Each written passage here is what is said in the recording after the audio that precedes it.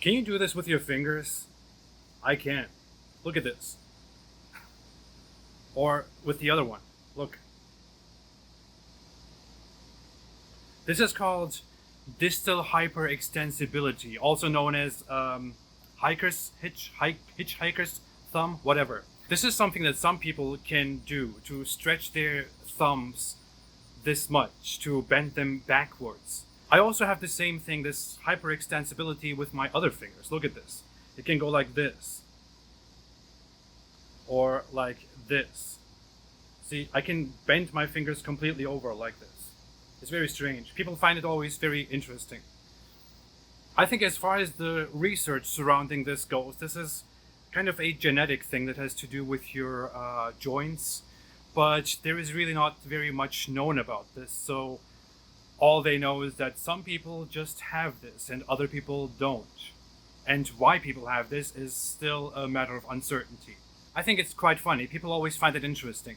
To be very honest, at some points in my life, when I wanted to have a conversation with somebody about something, but I couldn't really think of anything, I would start doing this with my fingers, and then start talking about it, and then go into the conversation to start talking about other things that I couldn't think of before.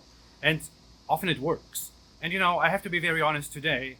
Right now I'm doing the same thing. I'm talking about my fingers and how I can bend them, because I actually want to talk about something that many people unfortunately don't care about, which is apostasy laws. So sorry for tricking you into this conversation. Unfortunately, I have to, because too many people in the world don't care about the fact that many countries today still have apostasy laws under which it is punishable that someone leaves their religion, that someone doesn't believe in their religion anymore.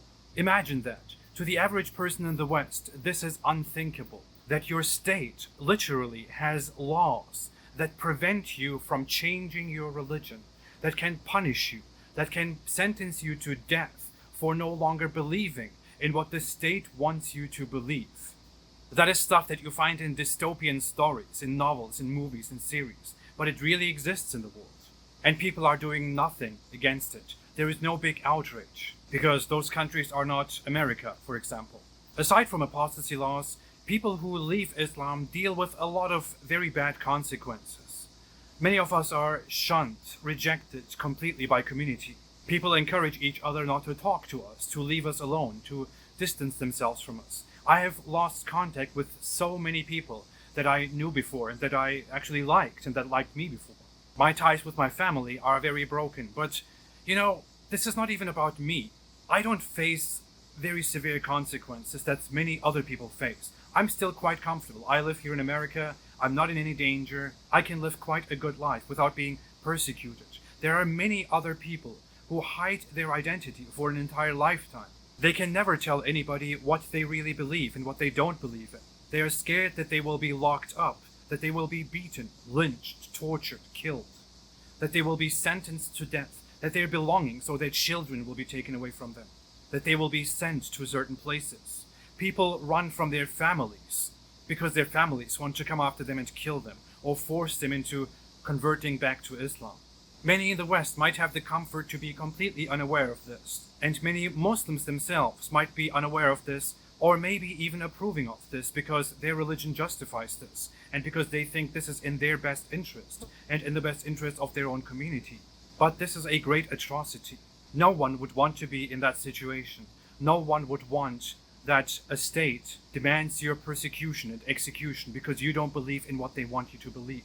That is oppressive, it's atrocious, it's dystopian. So today, I and many others call every ex-Muslim, every apostate, but also everyone who doesn't have anything to do with Islam, but also every Muslim out there to help us and spread the word about the first apostasy day ever.